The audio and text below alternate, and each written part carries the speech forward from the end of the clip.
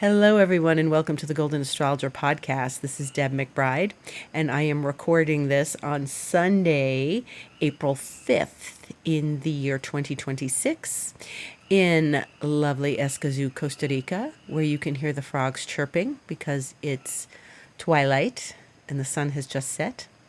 And it is Easter Sunday if you celebrate the holiday. We had a very lovely Easter afternoon here.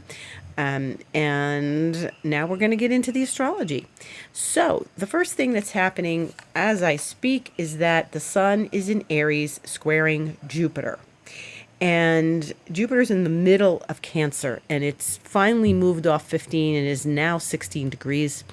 And the sun has reached it, and they are in a challenging aspect. And a square is what we call a 90-degree aspect. It's like when you knew your high school geometry, that was that little right angle, and you had to make the little corner marking in the corner of the right angle. It's that 90-degree aspect between the two planets. Now, Jupiter is the planet of abundance and optimism and openness and a certain amount of freedom. And Jupiter likes knowledge and travel and excitement and exploration and adventure. And the sun in Aries, which is exalted there, really loves that too. Like, it really loves to be open. So this is actually a pretty good pairing, especially since Jupiter's in its exaltation place. The sun is in its exaltation place. So this is a positive, open aspect. And that's, for me, was evidenced by the very lovely open day we had in our garden, celebrating Easter, and all the food each of us brought and shared together, and it was really lovely. And you know, I feel like this is a really good opening, considering everything that's going on in the world. There's some time to spend together and join together in something special. Or even if you don't celebrate Easter, if that's not your thing, then you can have an open day to explore other things and friendship and goodwill towards each other. And that's one of the lovely things about Sun Jupiter. And I think that Sun and Jupiter really do ask us to stay optimistic, stay open, stay in a place of wonder, a place of wonder and amazement and gratitude, of course, so that we can connect to the good stuff in our lives. And Jupiter always opens the door to optimism and to a place of exploration and knowledge too. And it's a very positive relationship, Sun and Jupiter. And yes, they're playing soccer in the garden. You can hear them even in the dark. Even as it's twilight, they're playing soccer in the garden. Happy sounds, we like that. Sun Jupiter square, happy sounds, sports, athletics, adventure. And so this is a time for opening to that. And I think that if you've got some positive, good things going on in your life, be grateful, be open, be happy, feel the joy, because that's what's really important right now. Okay. And the joy, there's plenty of things to be frustrated, angry, and just unhappy about if you choose to focus on them. But Sun Jupiter challenges us. They're a challenging aspect, challenges us to stay out of lack. And when I say lack, I mean staying out of the mindset that is not open to anything dropping in a positive way in your life. So you could be in lack. You don't have to be in scarcity financially to be in lack. You could be focusing on what's not in your life yet, what hasn't arrived yet. And that's lack. Focusing on, well, I don't have that yet. I need that, or I want that, whatever it is. And you can be focusing on what's absent in your life. Maybe you're looking for a relationship, and the relationship is eluding you for whatever reason. It's not the right time, etc. You're so focused on what you don't have that you have to open the door and look up and be aware of your surroundings, because what you want may be right there. It's just, you have to change your mindset out of what you don't have to what you're grateful for. Okay. And even if it feels odd or weird, you got to stay in that gratitude, because that's how we open to something very positive in our lives. Okay. So then the moon moved into Sagittarius, like 40 minutes ago. And that's great, because that's ruled by Jupiter. So there's a buoyant energy here. There's a place of really showing us what's positive, what's good, what's open in our lives. Okay, so that's really, really important. Okay, and the moon in Sag is going to make a good relationship to all those Aries planets, to Neptune, to Saturn, to the sun, to all of the planets. Is going to talk to them in a very positive way called a trine, which is a smooth flowing aspect. So all of that is going to last for the next few days. Really, the moon is going to leave Sag Wednesday. So we've got a good number of days here with the moon in Sag, because it'll be there all day tomorrow, all day Tuesday, and then by Wednesday, at 8:04 a.m. Eastern time, the moon is going into Capricorn. So that's several days of good moon and Sag energy, fun, frolic, happiness, joy, seeking the positive and the abundant. Okay, and as long as the moon is in Sag, it's ruled by Jupiter, which is in its exaltation, as I mentioned, in the sign of Cancer.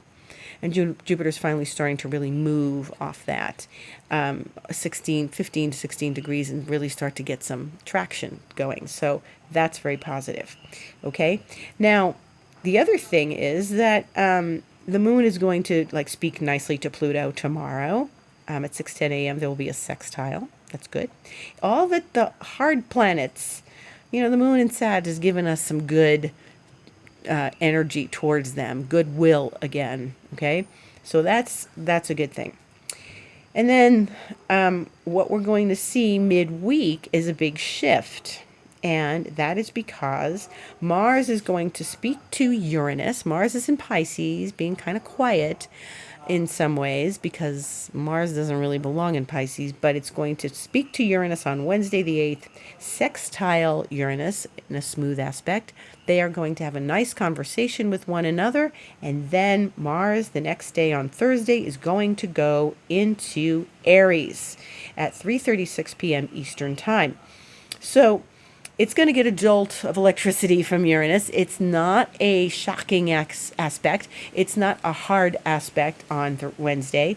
It's 12:11 p.m. Eastern time, and it's a smooth flowing aspect. So it's a great time for brilliance, genius, innovation, deep creativity, right? So we want you to pay attention to those energies of, if you're looking for creative inspiration, Mars sextile Uranus on Wednesday afternoon can really be supportive of a good, initiating something innovative, even though Mars is coming to the end of its journey of the whole zodiac and going to start the zodiac all over again on Thursday. Okay, so when we look at this week ahead, that's a lot of energy, that Mars sextile Uranus, and then Mars going into its own sign is positive, because now we've got Mars in that place of its own power, in an area of confidence, in an area of initiation and taking action. And it's no longer in this place of not knowing whether it wants to take action, or taking covert action, sneaky action, behind the scenes action, through the back door action. It doesn't mean that it's bad action if it comes through the back door. It just means it's not upfront.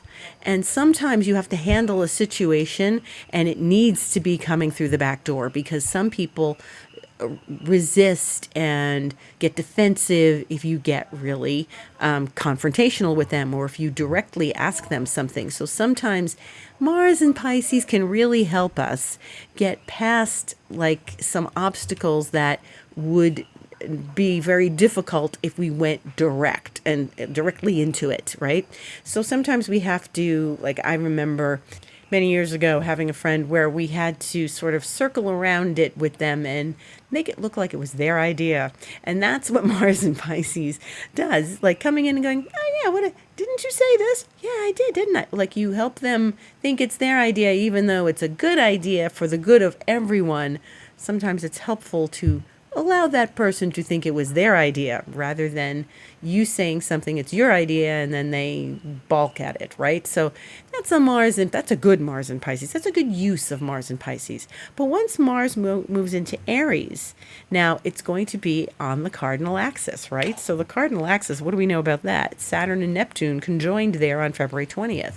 And so we're not out of the woods as far as Neptune, Saturn, this arrangement, even though they are a number of degrees apart and they're really separate and separating now, and they're not going to come back together, but we are looking at Mars now getting ready to touch those planets.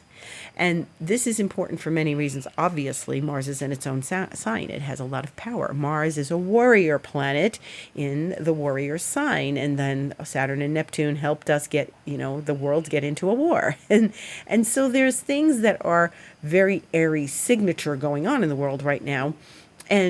But we need to pay attention to where Mars is and how it's reacting with all of this. And it may ignite and inflame some of the situations in the world that are already brewing and active, okay? And so Mars is going to hit that now famous point of 0 Aries where Saturn and Neptune met, which is the cardinal axis, which is the initiation and the beginning of a new zodiac. So here we are starting another new chapter. It's not that Mars is on the other side of the zodiac and won't get to 0 Aries for a long time. It's coming over this point of recently ignited activity in the world. And perhaps in your life, things are starting to change as well, wherever that Saturn-Neptune met up as well, wherever that landed, that 0 degrees Aries point in your astrological chart. So you can see that there might be another ignition of energy and a spark and a flame in that same area of where the conjunction was between Saturn and Neptune. And so what's going to happen is Mars is going to enter its own sign on Wednesday, hit that 0 degrees Aries point that's I'm talking about. We're going to get Mars approaching the conjunction of the planets themselves. Since they're no longer at the 0 degrees Aries point, Mars will glide past that, trigger the now famous point, and then we'll meet Neptune next Sunday when I am on this podcast again, and that will be the 12th of April. And that is the Mars conjunct Neptune in Aries. And it's going to be actually 10:30 p.m. Pacific time, which means 1:30 a.m. Monday morning, the 13th. And Mars and Neptune are a strange combination, as you've undoubtedly heard me discuss before on this podcast. They are not a clear passage of, good information. Now, the way I just described Mars and Pisces is the way you can expect Mars and Neptune to be. Again, the covert activity, the not direct in its asking of certain things, not the direct information, not direct initiation of something coming in the back door. And so we get another dose of that Pisces energy with Neptune, even though now we're in Mars's terrain. And Neptune is in Mars's terrain, and Mars is in its own terrain, and the two of them are meeting together, and that also may bring to light a lot of new ideas, information, and in your own personal life, creativity. It could be deeply creative and inspiring. That's an inspiring aspect. If you use the energy right, it can be really inspiring. But it is also a little bit covert. Backdoor energy, as I mentioned. But I believe that now Mars is coming in to step on these places that have been touched by Saturn and Neptune in these last weeks. Mars is going to trigger Neptune, and there may be more information coming about that whole configuration of Saturn and Neptune. And now in Aries, and what does all of this mean? And I think Mars can bring us a lot of clarity in the place that we need it, because Mars does make things clear. Mars is like a sword. It's like, okay, we're deciding. This is it. This is what we're doing. Even though Neptune's going, I don't know, maybe, I don't know. Mars can bring a whole lot of clarity to this situation. So that's important. That's an important thing to watch Mars this week, especially once we get past Wednesday, and it does that sextile to Uranus, and then it gets to, you know, its own sign, and then it starts to move and hit that Neptune. Mars hasn't conjunct Neptune in 2 years. That was the last time Mars went over Neptune. It does this once every 2 years. They meet up in a conjunction. They meet other ways at other times, but in a conjunction once every 2 years. And Mars is saying to Neptune, what can be revealed right now? What can be provoked and revealed? What secrets and things that are undercover now need to be shown and brought out into the light? And Mars is provocative. It is an action-taking planet. It's an action-oriented planet. And it really does sort of step on something that needs to be brought out. You know, Mars doesn't do things quietly. And even if it's conjuncting Neptune, it's in its own sign, and it's, you know, maybe a bit of a kerfuffle. So I would say keep your head, do something creative with this energy, stay in balance with yourself. Don't allow yourself to be manipulated. Don't allow yourself to manipulate. Be very honest and clear with yourself, because Aries is direct. They're the ones that come up to you and go, well, I'm not doing that, or I need to do that, or, you know, let's do this. Let's take some action, you know. Neptune's not necessarily an action-oriented planet, right?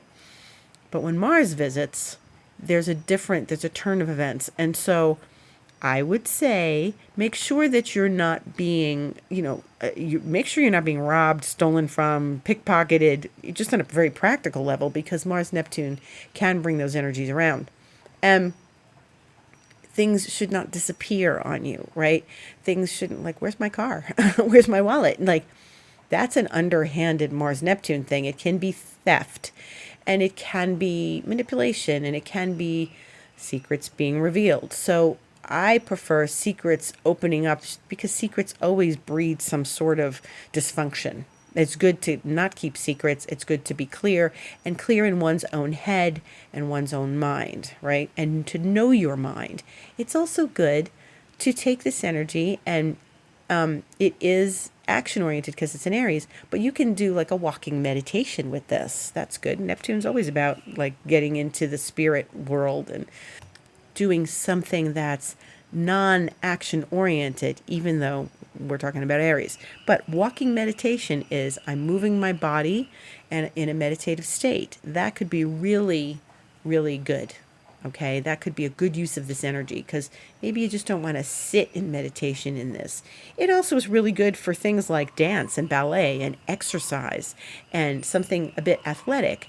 So it's positive for all of those things. If you don't necessarily want to, go to the gym and run on the treadmill, it could be like a hot yoga class, right? It could be starting a whole new exercise protocol, a health protocol. That could be a very good use of this energy. In the meantime, as Mars enters Aries, it's going to be the same day, the 9th, which is Thursday, that two things are happening. One is that on April 9th, the sun will be at its place of exaltation at 19 Aries. And that's really good. That's really strong. That's really good. We like this. It happens every year. And it's really good to pay attention to how you're feeling that day. It's always around this time of year. It's the 8th, the 9th, the 10th. And so between the 8th and the 9th, it's going to reach 19 Aries, okay? And so that's an important time for the sun, because when it reaches that 19 Aries point, it's at its strongest point in the entire zodiac. Yes, I know the sun rules Leo, but it is, we have to consider its exaltation point, just as Venus is exalted in Pisces, right? So the sun is exalted in Aries. And since 19 Aries is the exact exaltation point of the sun, between Wednesday and Thursday, we're going to have the sun at that point. So fantastic. Very good. That's good energy. The other thing that's happening while Mars goes into its own sign is that Mercury is coming out of its shadow. Hurrah! So we've got Mars going into its own sign, the sun at its exaltation point once a year, and Mercury coming out of its shadow. And all of this is happening between Wednesday and Thursday. Okay?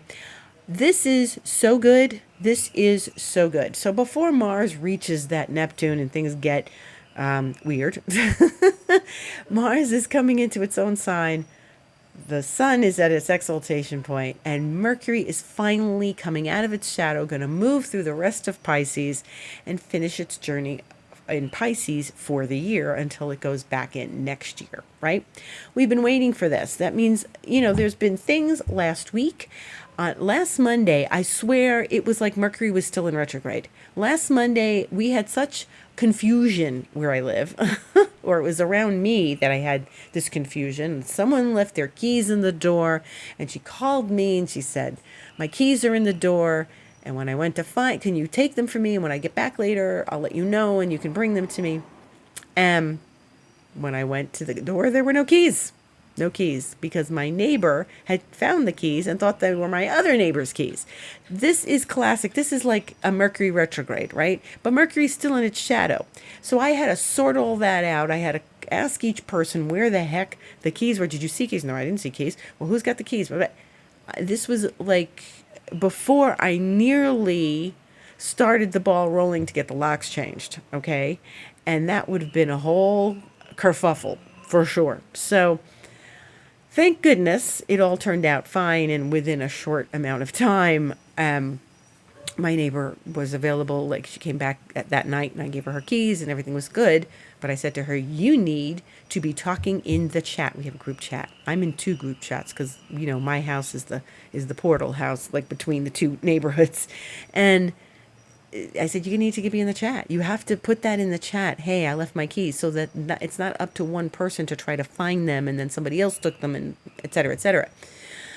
Yeah, my neighbors, my friends say to me, "Your house, Deb, is the wardrobe in the Narnia series," because you go through it and there's a whole other land on the other side of it. And it's kind of true, right? The way if you saw my little setup here, you'd see how it works. But yeah, I'm the portal between the 2 neighborhoods and the 2 the adjoining properties. So it's actually pretty funny. But anyway, that felt like a Mercury retrograde to me. That was like, this didn't even, it's not Mercury retrograde. What happened? And that was last Monday while it was still March. And, it was confusing. Mercury was not out of its shadow. Maybe there were some leftover, grains of Mercury retrograde, grains of sand from Mercury retrograde in Pisces from the beach, right? And so things can move forward, I feel, as of Thursday, when we get out of this, Mars and Pisces, Mercury out of its shadow, and then certainly with the sun at its exaltation point. Hurrah. So April 9th, April 8th, April 9th is a big day this week. So that's the exciting day this week. Now, once Mars hits that Neptune, it's eventually going to hit Saturn, and it's not going to do that for another week. So Saturn and Neptune have separated enough now that they are not like right next to one another anymore in Aries. And the way I'm sitting now, Neptune is at 2 degrees of Aries, and Saturn is at 6 degrees of Aries, and the sun is at 16 and Chiron is at 26. So we still have a lot going on in Aries. And what's going to happen is Mars is going to come in, and it will take a week for it to reach Saturn after it has reached Neptune.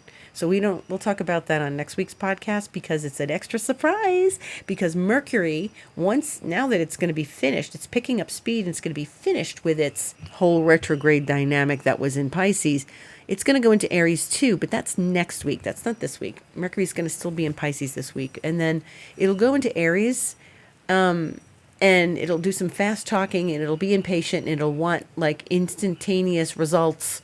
And then everybody's going to want instantaneous results because Mars is in Aries, and Saturn's in Aries, and Neptune's in Aries, and Mercury will be in Aries, and the sun will still be in Aries. But what's going to happen eventually is that Mercury is going to conjunct Mars and Saturn simultaneously. Now, if you recall, a few weeks back, Mars and Mercury were conjunct in Pisces, and I found that to be particularly hard That was hard. I don't know if it was because Mercury was retrograde, but that felt mucky and stuck and dense. And for me, it was emotional too. It just felt really hard and a little anxiety producing.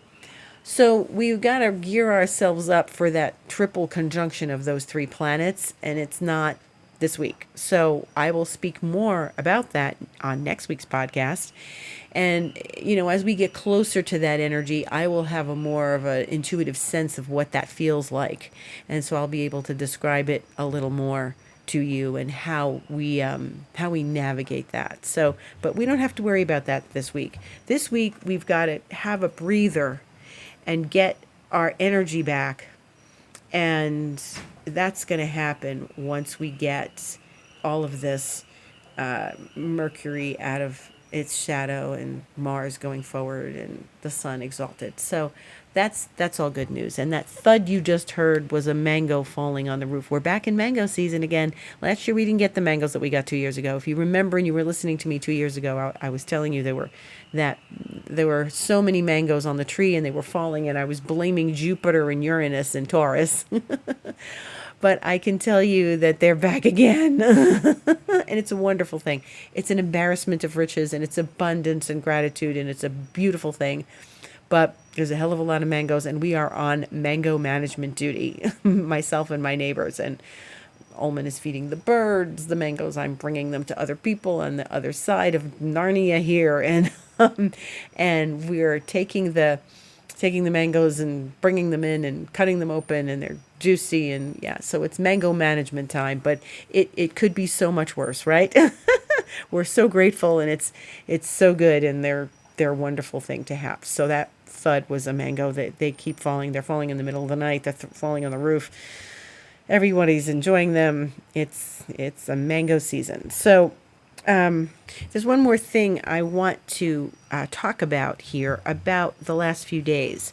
There was that interesting dynamic, that T-square between the moon in Scorpio, Venus in Taurus, and Pluto in Aquarius on Friday. And I really wanted to see how that played out. And it was very interesting. It was really very interesting. First of all, I found it to be a little chaotic. So the more that the moon moved up in opposition to Venus, things got kooky and crazy here. So, like, my landlady Giselle was throwing a party in the garden. And so things got a little wacky here. There was loud music, there were people, there was family. It was joyful, it was nice. But they needed my oven to put lasagna in. And could we put two lasagnas, two of the 6 lasagnas? Can we put 2 of them in your oven? And I said, sure, of course, muy bien, sí. And they came in and they were putting the lasagnas in the oven, and we were collecting the mangoes, and then we went out shopping for groceries for Easter. So it was always a little wacky, when there's a T-square. There's a lot of energy happening. And this was smaller because the moon was going to come in and go out quickly because the moon moves fast. But it was a lot of women. There were women coming in and out of my house with lasagnas. There was a lot of cooking and people and stuff. And then I received some information that was interesting because we might have a surprise visitor here, and I have to keep quiet about it. But we might have a surprise visitor coming at the end of next week. And so that was something. Pluto sometimes is a little secretive with, Pluto and Neptune secrets. Some other information reached me, which I thought was really interesting, like, related to Pluto, Venus, Moon. And I'm a Pluto, Venus, Moon person, so something resonated for me. I had people wanting to see me, which was good for sessions. That was great. And so it was busy. It was busier than I expected. It wasn't a quiet entry into Easter weekend. It was like people and parties and lasagnas and clients and stuff. And so I had to stop in the party, have a little lasagna, talk to a couple people, come back here, do business. And it was a little bit of juggling. And that's often what a T-square is. There's some juggling to be done. And there's some very interesting dynamics going on with a T-square. And you have to appreciate and connect with all the corners of the T-square. Now, when there's a grand cross, and that would be four planets in a crisscross with each other, it's a little harder to move the energy because there's no outlet. So with a T-square, there's energy moving, and there's corners to be dealt with. Oh, I've got to go run over here and deal with this, and I got to run over there and deal with that. And grand crosses are like that too, but the energy is a little more overwhelming, and it's like maybe a little like you have to satisfy all the corners. Like I took care of that one over there. Let's put that pot on while we run over here and take care of this lasagna over there. And and so of love and lasagna, it was of love and lasagna, Venus, Pluto, Moon, and it was lovely. Everybody was out there, but the music was loud, and it was fine. And I'm like, okay, it's very social. There's Venus, Venus, Moon, Pluto. So I don't know how it was for you, but if it was a little chaotic, if it was a little social, maybe there was a party. And so it was good. It was all good. All of it was good. It was just, just some juggling and things that were required of me. So, yeah. So I hope that sort of helps clarify anything that you might have been feeling on Friday while that Moon, Venus, Pluto was in effect, because a lot of times we don't know until we know. And sometimes it's not a big drama, and there wasn't drama. It's just a lot of stuff going on at the same time. And that can be a very dramatic aspect if you allow it to be. And if you go down the rabbit hole with a Scorpio moon and you go, oh no, what secrets are coming forward? Or what is this about? Or should I be worried? Or you could get a little dramatic with it, but it was not that here. And I'm glad for that. And I'm glad it was actually a very good day, and people connecting with each other. It's always good to see these people. So it was actually quite lovely in the end, even though it was a little chaotic. I thank you for listening on this beautiful Easter evening where I can smell my night blooming jasmine that I planted here. There's so on, again, one side of the garden, there's night blooming jasmine, and I clipped some of it a couple of years ago and rooted it. And when it got its roots, I put it in my garden. Now I have a big bush of night blooming jasmine, which is blooming right now, and so amazingly sweet and gorgeous and beautiful, and just fills the lungs with heavenly scent. And so as I sit here on this Easter evening, I wish you a beautiful week ahead. Lots of hurrah, let's go energy for the 9th of April. And I just wish you great success this week, and great openings, and much optimism and love and gratitude for listening to me. And if you'd like a session, certainly join me in session. Click book now on my profile, and you can set up a session with me for astrology or Reiki. Reiki's beautiful. It's wonderful. And I would love to join you in a Reiki session as well as an astrology session, or in expansion mentoring if you'd like to stay with me longer. So a beautiful week ahead. See you on the internet and on Instagram, The Golden Astrologer. Much love and gratitude to each and every one of you, and have a beautiful, beautiful week.